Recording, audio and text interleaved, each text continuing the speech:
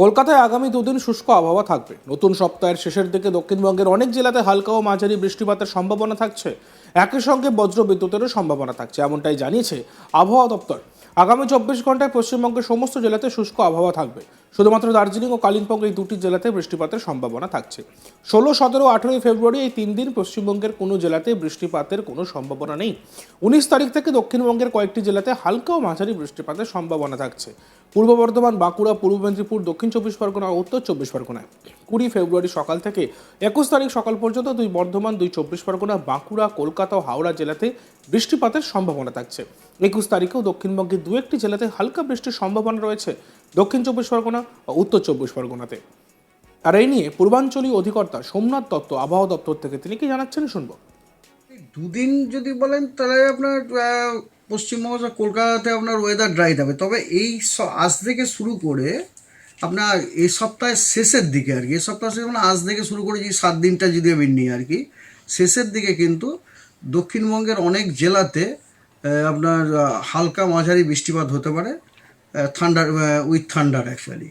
তো আজকে 15 তারিখ, আজকে থেকে কালকে সকাল 8:30 পর্যন্ত পশ্চিমবঙ্গের সব জেলাগুলোই মোটামুটি শুষ্ক আবহাওয়া থাকবে, কেবলমাত্র দার্জিলিং এবং কালিম্পং বাদ দিয়ে। দার্জিলিং এবং কালিম্পং এই দুটি জেলাতে বিক্ষিপ্তভাবে দু এক জায়গায় হালকা বৃষ্টিপাত হওয়ার সম্ভাবনা আছে, স্নোফল হওয়ারও সম্ভাবনা আছে বিক্ষিপ্তভাবে।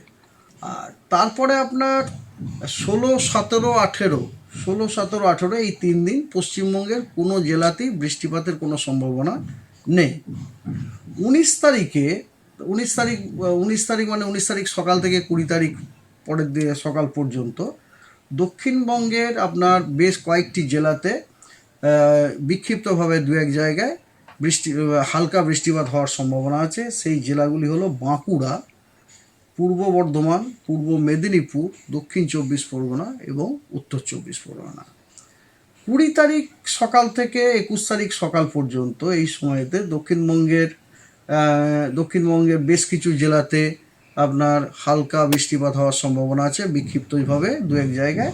সেই জেলাগুলি হলো 2 বর্ধমান, বাঁকুড়া, 2 মেদিনীপুর, 2 24 পরগনা, কলকাতা, হাওড়া, হুগলি। অর্থাৎ কলকাতাতে কিন্তু 20 তারিখে আমাদের বৃষ্টির সম্ভাবনা আছে, যদিও হালকা বৃষ্টির সম্ভাবনা আছে বিক্ষিপ্তভাবে দু এক জায়গাতে। 21 তারিখেও আপনার দক্ষিণবঙ্গে দু একটি জেলাতে আপনার বিক্ষিপ্তভাবে হালকা বৃষ্টির সম্ভাবনা আছে, সেটা হচ্ছে সাউথ 24 পরগনা এবং নর্থ 24 পরগনাতে। এছাড়া আপনার ডেন্স ফগের ওয়ার্নিং আছে উত্তরবঙ্গের দার্জিলিং এবং জলপাইগুড়িতে আজকের জন্য, এবং সেই কারণে বিক্ষিপ্তভাবে ডেন্স ফগ, সেই কারণে আপনার দৃশ্যমানতা 200 মিটারের নিচে নেমে যাওয়ার সম্ভাবনা আছে। আগামীকাল 16 তারিখ সকাল থেকে তার পরের দিন পর্যন্ত তখন দার্জিলিংয়ে বিক্ষিপ্তভাবে ডেন্স ফগ থাকার সম্ভাবনা আছে, যার জন্য দৃশ্যমানতা 200 মিটারের নিচে নেমে যেতে পারে। আর একটা হচ্ছে যে মিনিমাম টেম্পারেচার আপনার আগামী 24 ঘন্টাতে মিনিমাম টেম্পারেচারের খুব একটা বিশেষ পরিবর্তনের সম্ভাবনা নেই, এবং তারপরে মিনিমাম টেম্পারেচার ধীরে ধীরে বাড়ার সম্ভাবনা আছে। ঠিক আছে, তারপরে মিনিমাম টেম্পারেচার বাড়ার সম্ভাবনা আছে 2 থেকে 4 ডিগ্রি।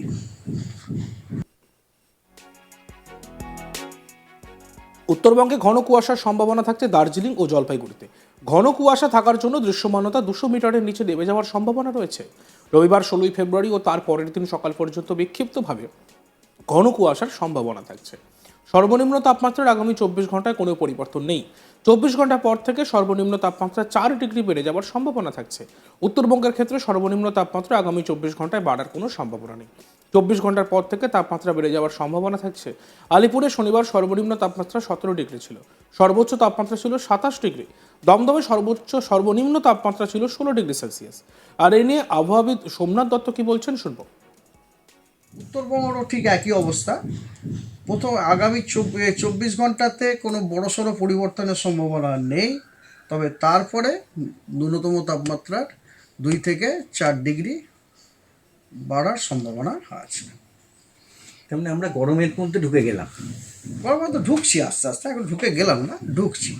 তাপমাত্রাটা বলবেন কত ছিল একটু সেটা বলবেন? হ্যাঁ হ্যাঁ, নিশ্চয়ই বলবো।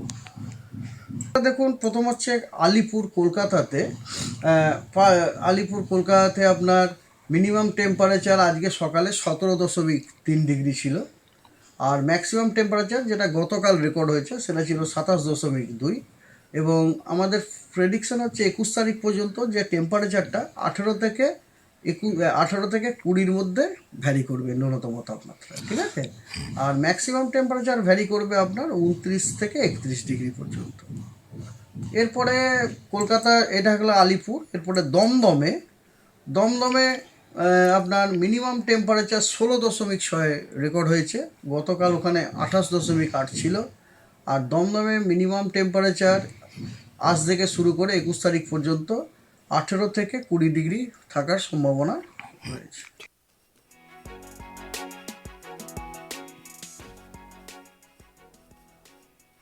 কলকাতায় আগামী 2 দিন শুষ্ক আবহাওয়া থাকবে। নতুন সপ্তাহের শেষের দিকে দক্ষিণবঙ্গের অনেক জেলাতে হালকা ও মাঝারি বৃষ্টিপাতের সম্ভাবনা থাকছে। একই সঙ্গে থাকছে বজ্রবিদ্যুতের সম্ভাবনা, এমনটাই জানিয়েছে আবহাওয়া দপ্তর। আগামী 24 ঘন্টায় পশ্চিমবঙ্গের সমস্ত জেলাতে শুষ্ক আবহাওয়া থাকবে। শুধুমাত্র দার্জিলিং ও কালিম্পং এই দুটি জেলাতে বৃষ্টিপাতের সম্ভাবনা থাকছে। 16, 17, 18 ফেব্রুয়ারি এই 3 দিন পশ্চিমবঙ্গের কোনো জেলাতে বৃষ্টিপাতের কোনো সম্ভাবনা নেই। আর এ নিয়ে আবহাওয়াবিদ সোমনাথ দত্ত কি বলেছেন আমরা আরও একবার শুনব। এই দুদিন যদি বলেন তাহলে আপনার পশ্চিমবঙ্গ কলকাতাতে আপনার ওয়েদার ড্রাই থাকবে। তবে আজ থেকে শুরু করে আপনার এই সপ্তাহের শেষের দিকে আর কি, এই সপ্তাহ শেষে মানে আজ থেকে শুরু করে যে 7 দিনটা যদি আমি নিই আর কি, শেষের দিকে কিন্তু দক্ষিণবঙ্গের অনেক জেলাতে আপনার হালকা মাঝারি বৃষ্টিপাত হতে পারে, থান্ডার, উইথ থান্ডার অ্যাকচুয়ালি। তো আজকে 15 তারিখ, আজকে থেকে কালকে সকাল 8:30 পর্যন্ত পশ্চিমবঙ্গের সব জেলাগুলোই মোটামুটি শুষ্ক আবহাওয়া থাকবে, কেবলমাত্র দার্জিলিং এবং কালিম্পং বাদ দিয়ে। দার্জিলিং এবং কালিম্পং এই দুটি জেলাতে বিক্ষিপ্তভাবে 2-1 জায়গায় হালকা বৃষ্টিপাত হওয়ার সম্ভাবনা আছে, স্নোফল হওয়ারও সম্ভাবনা আছে বিক্ষিপ্তভাবে। আর তারপরে আপনার 16, 17, 18 এই 3 দিন পশ্চিমবঙ্গের কোনো জেলাতেই বৃষ্টিপাতের কোনো সম্ভাবনা নেই। 19 তারিখে, 19 তারিখ সকাল থেকে 20 তারিখ পরের দিকে সকাল পর্যন্ত দক্ষিণবঙ্গের আপনার বেশ কয়েকটি জেলাতে বিক্ষিপ্তভাবে 2-1 জায়গায় হালকা বৃষ্টিপাত হওয়ার সম্ভাবনা আছে। সেই জেলাগুলি হলো বাঁকুড়া, পূর্ব বর্ধমান, পূর্ব মেদিনীপুর, দক্ষিণ 24 পরগনা এবং উত্তর 24 পরগনা।